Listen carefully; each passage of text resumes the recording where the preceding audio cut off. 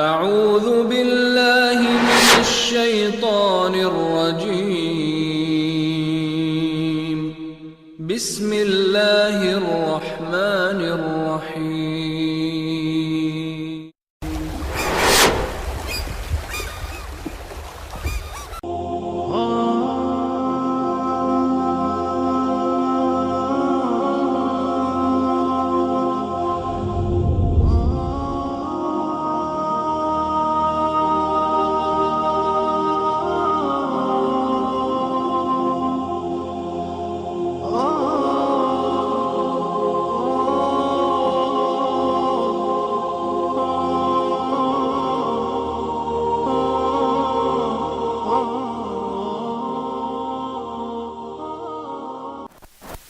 إن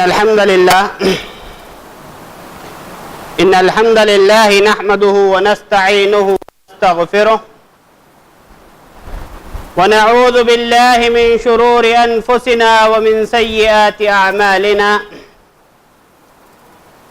من يهده الله فلا مضل له ومن يضلل فلا هادي له أشهد أن لا إله إلا الله وأشهد أن محمدًا عبده ورسوله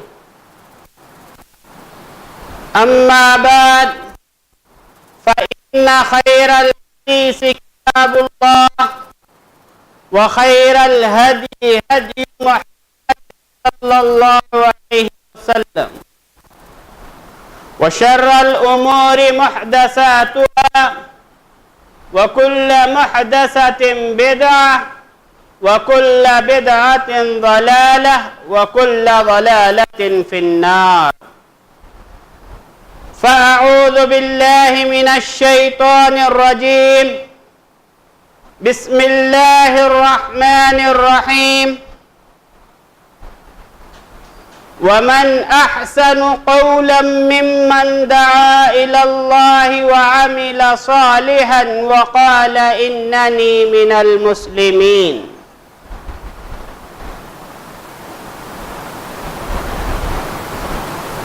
وقال النبي صلى الله عليه وسلم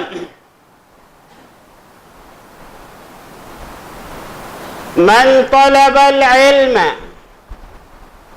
ليجاري به العلماء أو ليماري به السفهاء أو يصرف الناس وجوههم إليه أدخله الله النار رواه مسلم. ہر قسم کی تعریف و توصیف بڑائی و بزرگی اس وحدہ لا شریک کے لیے سزاوار ہے جو خالق کائنات مالک ارض و سما ہے.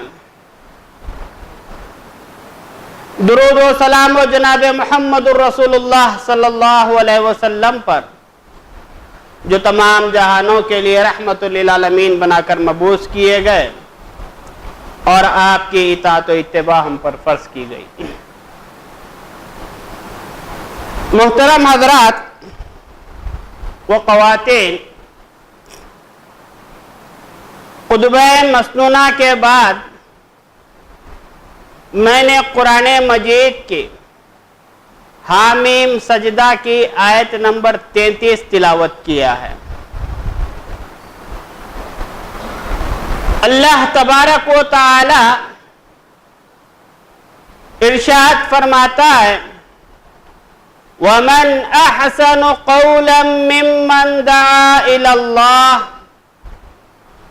اور اس شخص سے زیادہ اچھی بات کس کی ہو سکتی ہے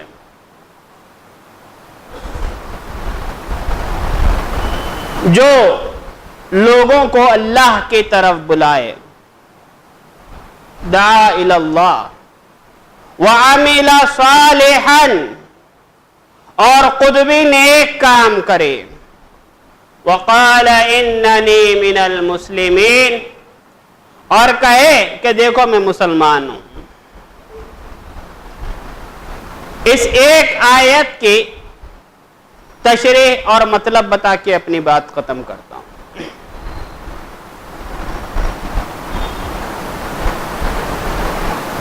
اس آیت کے اندر اللہ تبارک و تعالی نے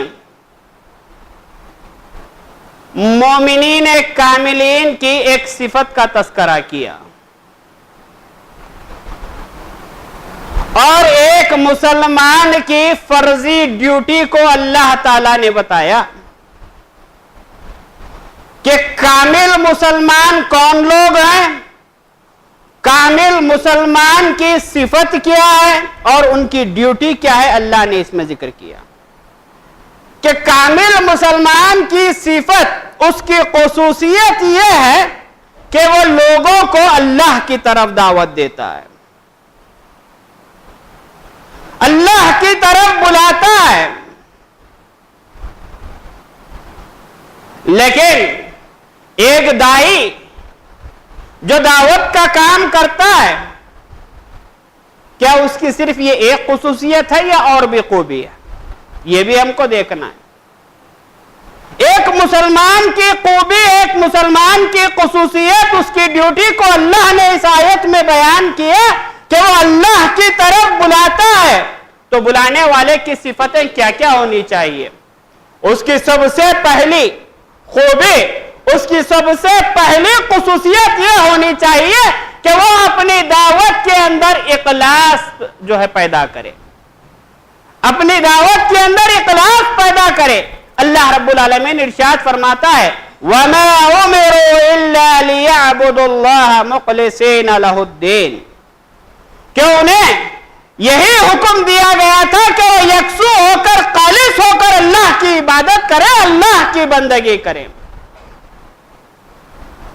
اور ایک جگہ اللہ تعالیٰ نے فرمایا قُلْ إِن تُخْفُوا مَا فِي صُدُورِكُمْ أَوْ تُبْدُوهُ يَعْلَمْهُ اللَّهُ، اے اللہ کے رسول صلی اللہ علیہ وسلم آپ کہہ دیں کہ جو کچھ تم اپنے سینوں میں چھپائے رکھو یا تم اس کو ظاہر کرو، اللہ تبارک و تعالیٰ اس کو بخوبی جاننے والا ہے۔ آدمی کی دعوت کے اندر اخلاص نہ ہو، ریاکاری ہو، دکھاوا ہو، تو اس کا نتیجہ کیا ہونے والا ہے؟ بہت سی احادیث آپ نے سنی ہوگی، لیکن ایک بات میں آپ کو بتاتا چلو، اللہ کے نبی صلی اللہ علیہ وسلم نے فرمایا من طلب العلم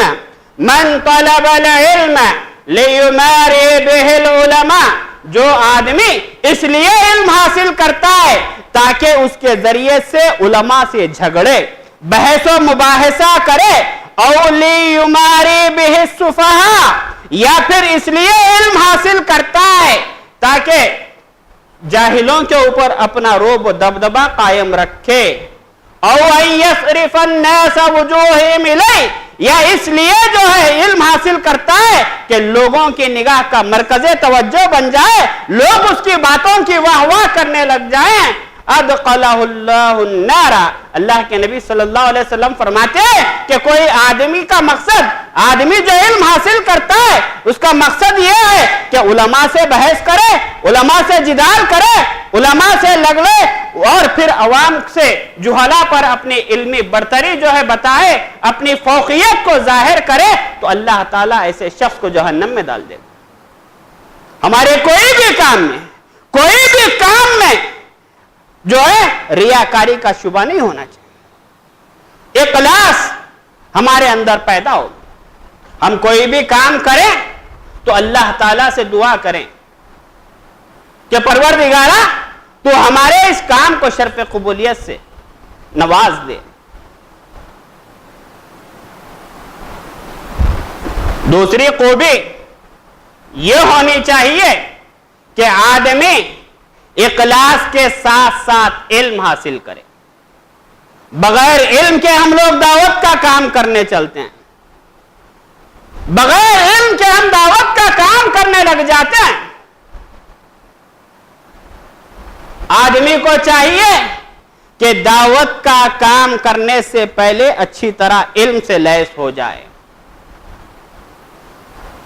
اللہ رب العالمین ارشاد فرماتا ہے قُلْ هَذِهِ سَبِيلِي أَدْعُو إِلَى اللَّهِ عَلَى بَصِيرَةٍ أَنَا وَمَنِ اتَّبَعَنِي اے اللہ کے رسول صلی اللہ علیہ وسلم آپ کہہ دیں میں اس اللہ کے راستے کی طرف تم کو بلاتا ہوں تو علم کے ساتھ بلاتا ہوں، دانش مندی کے ساتھ بلاتا ہوں، حکمت کے ساتھ میں تم کو بلاتا ہوں۔ انا ومن اتبعنی، اور جو مجھ پر ایمان لائے ہیں میری اتباع کرنے والے ہیں وہ اندھیرے میں لاٹھی چلانے والی قوم نہیں ہے، بلکہ بھی وہ لوگ بھی بصیرت کے ساتھ لوگوں کو دعوت دیتے ہیں، علم کے ساتھ لیس ہو کر، علم سے لیس ہو کر وہ اللہ کی طرف بلاتے ہیں۔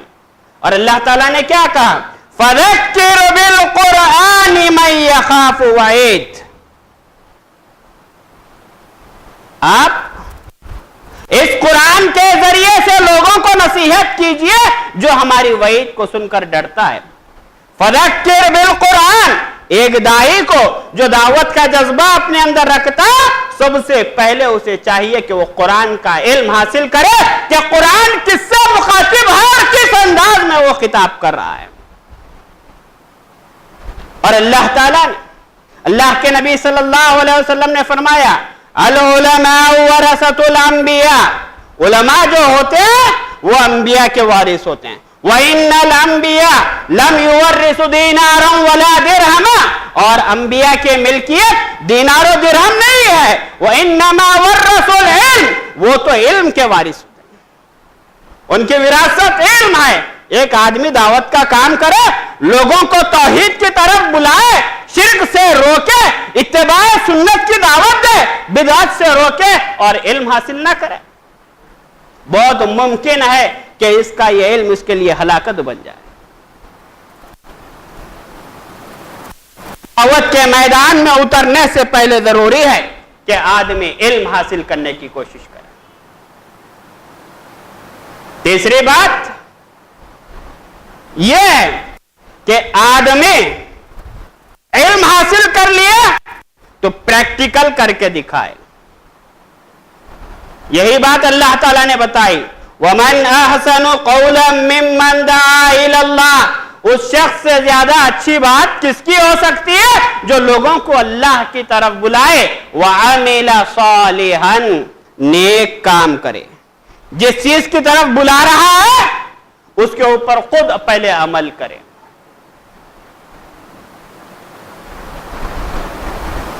علم اور عمل یہ دونوں چیزیں لازمی ہیں۔ سورہ اسراء آپ پڑھیں گے اللہ تعالیٰ نے کیا بتایا؟ وَتَوَاصَوْا بِالْحَقِّ وَتَوَاصَوْا بِالصَّبْرِ، حق پر خود عمل پیرا ہوں گے، لوگوں کو اس کی طرف دعوت دینے والے ہوں گے۔ آدمی لوگوں کی طرف دین کی طرف بلا رہا ہے، توحید کی طرف بلا رہا ہے، لیکن خود بد عملی کا شکار ہے تو اس کی وجہ سے آدمی کی دعوت اثر انداز نہیں ہوگی، جو اثر ہونا ہے وہ ختم ہو جائے گا۔ واقعات کے ذریعے سے آپ کو میں بتاتا ہوں کہ ایک مرتبہ حضرت عمر ابن خطاب رضی اللہ عنہ کے زمانے میں مال غنیمت آیا تو حضرت عمر بن خطاب رضی اللہ عنہ نے مال غنیمت لوگوں میں تقسیم کر دیا۔ جو چادریں آئی تھی، جو کپڑا آیا تھا، لوگوں میں اس کو بانٹ دیا، اور پھر ایک مرتبہ خطبہ دینے کے لیے منبر پر آئے اور کہا لوگوں تم میری بات کو غور سے سنو اور اس پر عمل کرو، عمل پیرا ہو جاؤ۔ مسجد کے آخر سے ایک آدمی اٹھتا ہے، کہتا اے ابن الخطاب، نہ ہم تمہاری بات سنیں گے نہ ہم تمہاری اطاعت کریں گے۔ عمر بن خطاب رضی اللہ عنہ کو بڑا تعجب ہوا کہ بھائی یہ آدمی کیا بات کر رہا ہے، پوچھا کیا معاملہ ہے؟ کہا ابن الخطاب تم ہمیں اطاعت کا حکم دیتے ہو، فرما برداری کا حکم دیتے ہو، یاد رکھنا کل جب کپڑے تقسیم ہو رہے تھے سب کے حصے میں ایک ایک چادر آئی، کسی کو کرتا نہیں بنا، اور آپ کرتا زیب تن کیے ہوئے منبر پر کھڑے ہوئے، بتاؤ ہم کیسے تمہاری بات کو مانیں گے؟ حضرت عمر بن خطاب نے مجموعے میں نظر دوڑائی، دیکھا ان کا بیٹا موجود ہے، کہا بیٹا عبداللہ اٹھو اور صفائی دو۔ بیٹا کھڑا ہوا، کہنے لگا کہ لوگوں کل جب چادریں تقسیم ہو رہی تھی تو میرے حصے میں بھی ایک چادر آئی تھی، میں نے اپنی چادر اپنے والد کو دے دی، اس سے انہوں نے کپڑا سلا کر جو ہے پہنا ہے۔ وہ کپڑا انہوں نے جو زیبتن کیا. آدمی دعوت کا کام کرے اور بے عملی کا شکار ہو جائے, دعوت اس کی بے اثر ہو کر رہ جائے. اسی طرح سے چوتھی خوبی ہے کہ اللہ تعالیٰ فرماتے ہیں کہ اللہ تعالیٰ نے کہا اَتَأْمُرُونَ النَّاسَ بِالْبِرِّ وَتَنْسَوْنَ أَنفُسَكُمْ, کہ لوگوں کیا تم دوسروں کو بھلائی کا حکم دیتے ہو؟ اَتَأْمُرُونَ النَّاسَ بِالْبِرِّ وَتَنْسَوْنَ أَنفُسَكُمْ, تم لوگوں کو نیکی کا حکم دیتے ہو, بھلائی کا حکم دیتے ہو, اور خود اپنے آپ کو بھول جاتے ہو. اور ایک جگہ اللہ تعالیٰ نے کہا یا ایھا الذین آمنوا لم تقولون ما لا تفعلون, اے ایمان والو تم اپنی زبان سے وہ باتیں کیوں نکالتے ہو, وہ باتیں کیوں کہتے ہو جس پر خود تم عمل نہیں کرتے. یہ بات اللہ کو بڑی ناگوار گزرتی ہے. اور اللہ تعالیٰ نے سورہ بقرہ میں کیا, اور ایک جگہ اللہ نے کیا فرمایا, کہا کہ دیکھو قُوا أَنفُسَكُمْ وَأَهْلِيكُمْ نَارًا, کہ تم سب سے پہلے اپنے آپ کو پھر اپنے گھر والوں کو جہنم کے آگ سے بچاؤ. وَقُودُهَا النَّاسُ وَالْحِجَارَةُ, جس کا ایندھن انسان اور پتھر ہیں. عَلَيْهَا مَلَائِكَةٌ غِلَاظٌ شِدَادٌ, اور اس جہنم کے اوپر بڑے ہی مضبوط اور سخت دل بے رحم فرشتے ہیں. لا یعصون اللہ ما امرہم, اللہ تعالیٰ ان فرشتوں کو جس بات کے کرنے کا حکم دیتا ہے یہ فوراً اس کام کو کر گزرتے ہیں, نافرمانی نہیں کرتے. چوتھی خوبی اللہ تبارک و تعالیٰ نے یہ بتائی کہ ایک داعی کے لیے جو سب سے اہم چیز ضروری ہے وہ حسن اخلاق, وہ اس کا کیریکٹر ہے. آدمی بد اخلاقی کے ذریعے سے دعوت کا کام کرنا چاہے گا, دعوت کا کام نہیں کر سکتا. حسن اخلاق ضروری ہے. آج ہم ایک بزنس چلانا چاہتے ہیں, ایک دکان چلانا چاہتے ہیں, اپنے کاروبار کو ترقی دینا چاہتے ہیں, تو جب تک ہم نہیں کریں گے ہماری دکان نہیں چمکے گی, ہمارے کاروبار کی ترقی نہیں ہوگی. تو بتائیے کیا ہم بے لگام گھوڑے ہو کر دعوت کا کام کرنے نکل جائیں تو ہماری دعوت کے اندر خیر و برکت ہوگی؟ لوگ ہماری بات کو سنیں گے؟ نہیں. اللہ کے رسول صلی اللہ علیہ وسلم کے اخلاق کو نمونہ بناتے ہوئے اللہ تعالیٰ نے فرمایا وَإِنَّكَ لَعَلَىٰ خُلُقٍ عَظِيمٍ, اے اللہ کے رسول صلی اللہ علیہ وسلم آپ اخلاق کے اونچے مرتبے پر فائز ہیں, آپ اخلاق کے بلند مرتبے پر فائز ہیں.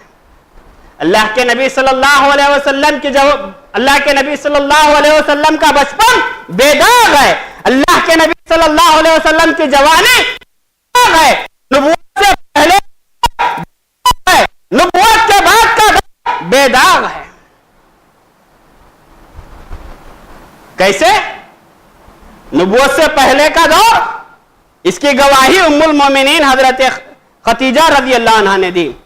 اللہ کے نبی صلی اللہ علیہ وسلم نے جب کہا کہ خدیجہ مجھے خدشہ ہو رہا ہے کہ میں ہلاک ہو جاؤں گا, حضرت خدیجہ نے آپ کو تسلی دی, کہا انکا واللہ لا یغزیک اللہ ابدا انکا لتصل الرحمہ وتحمل الکلہ وتقری الضیف. اے اللہ کے رسول صلی اللہ علیہ وسلم اللہ کو ضائع نہیں کرے گا, اللہ آپ کو ہلاک نہیں کرے گا, اللہ آپ کو برباد نہیں کرے گا. کیوں؟ انکا لتصل الرحمہ, اس لیے کہ آپ صلہ رحمی کا کام کرتے ہیں, لوگوں کا بوجھ اٹھاتے ہیں, قرضداروں کے قرض کو اپنے جیب سے ادا کرتے ہیں, مہمانوں کی مہمان نوازی کرتے ہیں. یہ حسن اخلاق کی گواہی نبوت سے پہلے کی حضرت خدیجہ نے. نبوت کے بعد کی گواہی ام المومنین حضرت عائشہ رضی اللہ عنہ نے دیا. جب پوچھا گیا کہ آپ کے اخلاق کیسے تھے تو بتایا کان خلق القرآن, کہ محمد صلی اللہ علیہ وسلم چلتا پھرتا قرآن تھے. یہ آپ کے اخلاق کے اچھے کیریکٹر کی گواہی. آج ہم دعوت کا کام کر رہے ہیں بد اخلاقی کا شکار ہو کر, جس کے دل میں جو آیا کہہ دیا, جس کے منہ میں جو آیا کہہ دیا, نہ چھوٹوں کا ادب نہ بڑوں کا ادب, نہ سامنے والے کی علمی صلاحیت کا ہمیں کوئی اندازہ ہے. پانچویں خصوصیت یہ ہے کہ آدمی اپنی دعوت کے اندر نرمی پیدا کرے. نرمی کو جو ہے برتے. اللہ رب العالمین ارشاد فرماتا ہے ادعو الی سبیل ربک بالحکمہ والموعظۃ الحسنہ. اے اللہ کے رسول صلی اللہ علیہ وسلم آپ لوگوں کو اللہ کے راستے کی طرف بلائیے موعظۃ الحسنہ, اچھے انداز میں آپ بلائیے. تو اور ایک جگہ اللہ تعالیٰ نے فرمایا فَبِمَا رَحْمَةٍ مِّنَ اللَّهِ لِنْتَ لَهُمْ. اے اللہ کے رسول صلی اللہ علیہ وسلم آپ اللہ کے فضل سے, اللہ کے کرم سے, یہ اللہ تعالیٰ کا آپ پر بہت بڑا احسان ہے کہ آپ نرم دل واقع ہوئے ہیں. وَلَوْ كُنْتَ فَظًّا غَلِيظَ الْقَلْبِ لَانفَضُّوا مِنْ حَوْلِكَ. اگر آپ سخت دل ہوتے, تند مزاج ہوتے, آپ کے چہرے پر بل آنے والے آپ ہوتے, تو یہ صحابہ کی جماعت جو آپ کے اطراف گھیرے ہوئے ہیں, ان میں سے ایک بھی آپ کے قریب نہیں ہوتا. یہ آپ کی نرمی کا سبب ہے کہ اللہ تعالیٰ کا ایک خاص احسان ہے کہ آپ نرم دل واقع ہوئے ہیں اور یہ صحابہ آپ کو گھیرے ہوئے ہیں. آدمی اپنی دعوت کے اندر نرمی نہ برتے, ایسے آدمی کی دعوت بیکار ہو جائے. مامون رشید کو ہم جانتے ہیں. مامون رشید یہ مسلمانوں کا خلیفہ تھا. یہ بات ہے کہ وہ اعتزال کا شکار ہو گیا تھا. ایک مرتبہ اسے کچھ غلطی ہوئی, ایک مولانا اس کے پاس بیٹھے ہوئے تھے. غلطی پر انہوں نے بڑے سختی کے ساتھ اس کو روکا. اور مامون رشید جاہل قائد نہیں تھا, بلکہ قرآن پر, احادیث پر اس کی بڑی مضبوط گرفت تھی. پڑھا لکھا وہ جو ہے مسلمانوں کا قائد تھا, مسلمانوں کا وہ خلیفہ تھا. جیسے ہی سختی سے مولانا نے اس کو روکا تو اس نے مولانا کو ٹوکتے ہوئے کہا مولانا آپ مجھے سختی سے روک رہے ہیں, یاد رکھنا اللہ تعالیٰ نے آپ سے بہتر آدمی کو مجھ سے برے آدمی کی طرف دعوت کا حکم دیا تو نرمی کا حکم دیا. کیا مطلب؟ اللہ نے آپ سے بہتر آدمی کو مجھ سے برے آدمی کی طرف دعوت کا کام کرنے کا حکم دیا تو فرمایا کہ نرم انداز سے گفتگو کرنا. کون؟ موسیٰ علیہ السلام. موسیٰ علیہ السلام سے کہا اذهب الى فرعون انه طغى. کہا موسیٰ فرعون کے پاس جاؤ, وہ بڑا سرکش ہو گیا ہے, فسادی بن گیا ہے. فقولا له قولا لینا, اس سے نرم انداز سے گفتگو کرنا. موسیٰ علیہ السلام کو فرعون کی طرف بھیجا. نہ آپ موسیٰ علیہ السلام سے اچھے ہیں اور نہ میں فرعون سے برا ہوں, تو آپ میرے انداز میں کیسے گفتگو کر سکتے ہیں؟ کیسے آپ گفتگو کر سکتے ہیں؟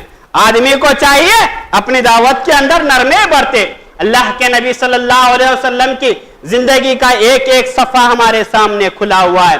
جنگ حنین کا موقع پیش آئی تو شروع کے وقت میں کفار مسلمانوں کے اوپر غالب آ گئے. جو بدو قسم کے لوگ تھے میدان چھوڑ کر بھاگنے لگے. اللہ کے نبی صلی اللہ علیہ وسلم نے صحابہ کی جماعت کو بدکتے ہوئے دیکھا. حضرت عباس رضی اللہ عنہ سے خطاب کر کے فرمایا عباس انصار و مہاجرین کو آواز دو. اللہ تعالیٰ نے ایسی آواز میں جو ہے کڑک دی تھی, جیسے انہوں نے آواز لگائی اللہ کے فضل و کرم سے 100 کے قریب صحابہ اللہ کے نبی صلی اللہ علیہ وسلم کو اپنے گھیرے میں لے لی. اور پھر مسلمانوں کا لشکر غالب آیا اور کچھ مال غنیمت اللہ کے نبی صلی اللہ علیہ وسلم کو ملا. تو وہ لوگ جو میدان چھوڑ کر بھاگ گئے تھے مال غنیمت دے کر اللہ کے نبی صلی اللہ علیہ وسلم کے پاس آ گئے. اللہ کے نبی صلی اللہ علیہ وسلم کے پاس آ گئے اور مال لینے کے لیے اللہ کے نبی صلی اللہ علیہ وسلم پر ٹوٹ پڑے. دھکیلتے ہوئے اللہ کے نبی صلی اللہ علیہ وسلم کو ایک درخت کے قریب لے کر گئے, یہاں تک کہ اللہ کے نبی صلی اللہ علیہ وسلم درخت سے ٹکرائے اور آپ کی چادر مبارک زمین پر گر گئی اور پھر وہ اس کو روندنے لگے. تو اللہ کے نبی صلی اللہ علیہ وسلم نے کہا کہ لوگوں میری چادر مجھے واپس کر دو. اس کے بعد اللہ کے نبی صلی اللہ علیہ وسلم نے فرمایا کہ لوگوں اگر تہامہ کے درختوں کے برابر میرے پاس اونٹ ہوتے تو میں وہ مال بھی تم میں تقسیم کر دیتا. तिहामा की जमीन के बराबर मेरे पास दौलत होती, वो तुम्हें मैं लुटा देता और तुम मुझे बखील ना पाते, बुज़दिल ना पाते, झूठा ना पाते। क्या मतलब? क्या मतलब? मतलब यह है कि जब कुफार जो है हम पर भारी हो गए तो तुमने मैदान छोड़कर भाग राह फरार इख्तियार की, और जब माले गनीमत आया तो लेने के लिए पहले आ गए, लेने के लिए पहले आ गए। याद रखना, अगर मैं बुज़दिल होता तो भागने वालों की सफ में मेरा भी शुमार होता, भागने वालों की सफ में मेरा भी शुमार होता। अगर मैं बखील होता तो ये सारी दौलत मेरे पास रह जाती, मैं 1 रुपया भी इसमें तकसीम नहीं करता।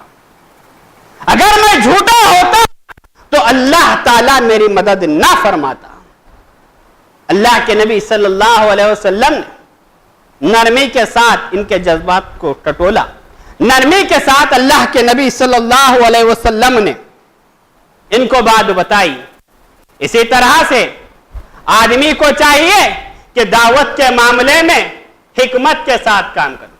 अल्लाह ताला ने फरमाया, उदू इला सबील रब्बिका बिल हिकमा। ऐ अल्लाह के रसूल सल्लल्लाहु अलैहि वसल्लम, आप लोगों को हिकमत के साथ बुलाइए। आदमी दावत के मैदान में हिकमत को छोड़ देगा तो बहुत मुमकिन है कि इसकी ये दावत खैर के बजाय शर में तब्दील हो जाए, शर वहां पर वाक़ हो जाए। अल्लाह के नबी सल्लल्लाहु अलैहि वसल्लम को लोगों के मिजाज से कितनी वाकिफियत थी, एक वाक़े के जरिए से आप अंदाजा लगाइए। एक बद्दू अल्लाह के नबी सल्लल्लाहु अलैहि वसल्लम के पास आया, आकर अर्ज करने लगा, ऐ अल्लाह के नबी सल्लल्लाहु अलैहि वसल्लम, वुलिदा ली गुलामुन अस्वद। ऐ अल्लाह के नबी सल्लल्लाहु अलैहि वसल्लम, मेरे यहाँ काला बच्चा पैदा हुआ। उस आदमी ने क्या कहा? वुलिदा ली गुलामुन अस्वद, मेरे घर काला बच्चा पैदा हुआ। हालांकि मैं खुद भी खूबसूरत हूं, मेरी बीवी भी खूबसूरत है, हमारे घर में काले रंग का कोई आदमी है ही नहीं, लेकिन हमारे घर काला बच्चा पैदा हो गया। अल्लाह के नबी सल्लल्लाहु अलैहि वसल्लम ने उस आदमी से पूछा, अला का हुम्रुन, अच्छा तुम्हारे घर काला बच्चा पैदा हुआ, ये बताओ क्या तुम्हारे पास ऊंट है? काला नाम। कहा, अल्लाह के रसूल सल्लल्लाहु अलैहि वसल्लम, हमारे पास ऊंट है। बताओ उसका रंग क्या है, किस किस्म के तुम्हारे पास ऊंट है? कहने लगे, ऐ अल्लाह के रसूल, मेरे पास जो ऊंट है ना वो पूरे के पूरे सुर्ख है। अल्लाह के नबी सल्लल्लाहु अलैहि वसल्लम ने फिर उससे सवाल किया कि भाई ऊंटों में कोई ऐसा ऊंट भी है जो गंदुमी कलर का हो? कहा है अल्लाह के नबी, 1-2 ऊंट ऐसे भी है। फिर अल्लाह के नबी सल्लल्लाहु अलैहि वसल्लम ने पूछा, बताओ तुम्हारे पास इतने सारे सुर्ख ऊंट है तो फिर ये गंदुमी कलर का ऊंट तुम्हारे ऊंटों में कैसे आ गया? उस आदमी ने कहा, ऐ अल्लाह के नबी सल्लल्लाहु अलैहि वसल्लम, बहुत मुमकिन है कोई रग उसे खींच लाई हो, उसके बाप दादा में से कोई उस रंग का हुआ होगा, इसलिए वो ऊंट मेरे पास आ गया। अल्लाह के नबी सल्लल्लाहु अलैहि वसल्लम ने फरमाया, तुम्हारे घर जो काला बच्चा पैदा हुआ, मुमकिन है उसे भी कोई रग खींच लाई हो, ननियाल ददियाल में कोई रहा होगा तो वो आया हो। अब वो बद्दू आदमी समझ गया कि भाई मैंने जो जवाब दिया, मेरा जवाब अल्लाह के नबी सल्लल्लाहु अलैहि वसल्लम मुझे लौटा रहे। अगर आज के पीरियड में ये मालूम हो जाता कि किसी के घर काला बच्चा पैदा हुआ, अफवाहों का बाजार गर्म हो जाता, अफवाहों का बाजार गर्म हो जाता। मामले को ठंडा करने के बजाय मामले को हम लोग भड़का देते, कहते अरे भाई इसका टाका बिड़ा हुआ है, इसका रिग्गा लगा हुआ है, वो बेहयाई के रास्ते पर चल रही है। नहीं, अल्लाह के नबी सल्लल्लाहु अलैहि वसल्लम काम करते थे, सांप भी मरता था, लाठी भी महफूज रहती। दावत के काम में जरूरी है कि आदमी हिकमत को मलहूज रखे, हिकमत को मलहूज रखे, हिकमत को छोड़कर आदमी दावत का काम ना करे। यही बात अल्लाह ताला ने बताई, वजादिलहुम बिल्लती हिय अहसन। हाँ, दावत के मैदान में कभी लड़ने का मौका आ जाए तो लड़ाई भी कैसे, अच्छे अंदाज में लड़ाई करो, बहसो मुबाहसा अच्छे अंदाज में हो, तफरकाबाजी ना हो, फिरका परस्ती को जन्म न लेने दो। कैसे? कुरान मजीद आप पढ़ेंगे तो उसका सबूत हमें मिलता है। इब्राहिम अलैहिस्सलाम ने नमरूद से कहा, रब्बी अल्लज़ी युहयी व युमीत, मैं उस रब पर ईमान लाता हूं, उस रब को मानता हूं جس کی قدرت کا یہ عالم ہے کہ وہ زندوں کو مردہ کرتا ہے، مردوں کو زندہ کرتا ہے۔ نمرود کے بعد سمجھ میں نہیں آئی، کہا کہ تم جس رب کو مانتا ہو یہ خوبی میرے پاس بھی ہے۔ جس آدمی کے قتل کا فیصلہ ہو چکا تھا اس کو کہا بھائی چھوڑ دیا، جو روڈ سے جا رہا تھا اس کو پکڑ کے مار دیا۔ ابراہیم علیہ السلام نے کہا کہ بھائی اب اس کو دوسرا ڈوز دینا ہے، اس کو دوسرا ڈوز دینا ہے۔ یہ زندے و مردے کا مطلب یہ سمجھ گیا ہے، بے گناہ کو چھوڑ دو، بے گناہ کو جو ہے مار دو اور گناہگار کو چھوڑ دو۔ پھر ابراہیم علیہ السلام نے کہا میں جس رب پر ایمان لاتا ہوں اس کی خوبی یہ ہے کہ وہ سورج کو مشرق سے نکالتا ہے، مغرب میں غروب کرتا ہے۔ اگر تو واقعی رب ہے تو مغرب سے سورج کو نکال، مشرق میں غروب کر۔ قرآن مجید کہتا ہے فَبُهِتَ الَّذِي كَفَرَ، جیسے ہی ابراہیم علیہ السلام نے یہ دلیل دی تو نمرود کے 14 طبق روشن ہو گئے، ہکا بکا وہ ہو گیا، اس کے چھکے جو ہے چھوٹ گئے۔ یہ جدال ہے، احسن الجدال کا یہ مطلب ہے، تفرقہ بازی کرنا نہیں ہے۔ آدمی حکمت کے ساتھ دعوت کا کام کرے۔ اور ایک بات یہ کہ آدمی جب دعوت کا کام کر رہا ہے، اصلاح کا کام کر رہا ہے، تو آدمی کو چاہیے کہ سامنے والے کی قابلیت کا احساس اس کے اندر ہو، کہ بھئی وہ کس سے بات کر رہا ہے، کہ جاہل آدمی سے بات کر رہا ہے، کوئی پڑھے لکھے سے بات کر رہا ہے، پروفیسر سے بات کر رہا ہے، منسٹری لیولوں کے آدمی سے بات کر رہا ہے۔ ہر ایک کا بات کرنے کا انداز جو ہے بالکل الگ الگ ہوتا ہے۔ اسی لیے عبداللہ بن مسعود رضی اللہ عنہ نے فرمایا کہ لوگوں حدث الناس بما يعرفون، حدث الناس بما يعرفون اتحبون ان يكذبوا الله ورسوله۔ اے لوگوں جب تم لوگوں سے گفتگو کرو تو لوگوں کے عقل و فہم کے مطابق گفتگو کرو، ان کی تعلیمی قابلیت کے اعتبار سے گفتگو کرو، وگرنہ کیا تم یہ پسند کرو گے کہ یہ لوگ اللہ اور اس کے رسول کو جھٹلائیں؟ اسی لیے عربی کا ایک جملہ ہے کلم الناس علی قدر عقولہم، کہ لوگوں سے ان کے عقل و علم کے مطابق جو ہے بات کرو۔ میں یہاں پر خطبہ دے رہا ہوں تو میں اس لیے خطبہ جو ہے دے رہا ہوں کہ بھائی حیدرآباد کے لوگ ہیں، فتح دروازے کے لوگ ہیں، علم سے ان کا رشتہ جڑا ہوا ہے، اشارے میں بات کریں گے تو سمجھ جائیں گے۔ یہی بات کسی میں کھیڑے گاؤں میں جا کر مولانا آزاد کی زبان میں، میر اور غالب کی زبان میں تقریر کروں گا، کیا ہوگا؟ لوگ اتنا ہی کہیں گے کہ مولانا نے بڑا اچھا خطاب کیا، بہت اچھا جو ہے بولے۔ فائدہ کس کو ہوگا؟ صرف میری واہ واہ ہوگی، پبلک کو کوئی فائدہ نہیں ہوگا، پبلک کو کوئی فائدہ نہیں ہوگا۔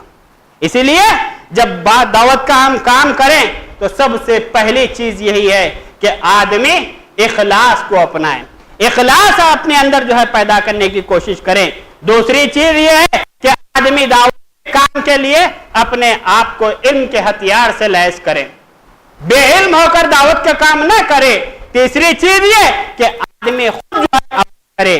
چوتھی چیز حسن اخلاق کو آدمی اپنائے۔ پانچویں چیز اپنی دعوت کے اندر نرمی جو ہے پیدا کرنے کی کوشش کرے۔ چھٹی چیز آدمی اپنی دعوت کے اندر حکمت کو ملحوظ رکھے۔ جب یہ تمام چیزیں جمع ہوگی تو یقیناً ایسے آدمی کی دعوت میں اثر ہوگا، اللہ تعالیٰ برکت دے گا۔ اللہ رب العالمین سے دعا ہے کہ اللہ رب العالمین مجھ کہنے والوں کو، سننے والوں کو عمل کی توفیق عطا فرمائے۔ اللہ جب تک رکھے، اسلام پر رکھے، ایمان پر رکھے، اپنے دوستوں کے قریب رکھے، دشمنوں سے دور رکھے۔ اے اللہ جو پریشان حال ہے ان کی پریشانیوں کو دور فرما، جو مصیبت زدہ ہے ان کی مصیبتوں کو دور فرما، جو بیمار ہے شفائے کاملہ عطا فرما، صحت عاجلہ عطا فرما۔ آمین وآخر الدعوانا الحمدللہ رب العالمین۔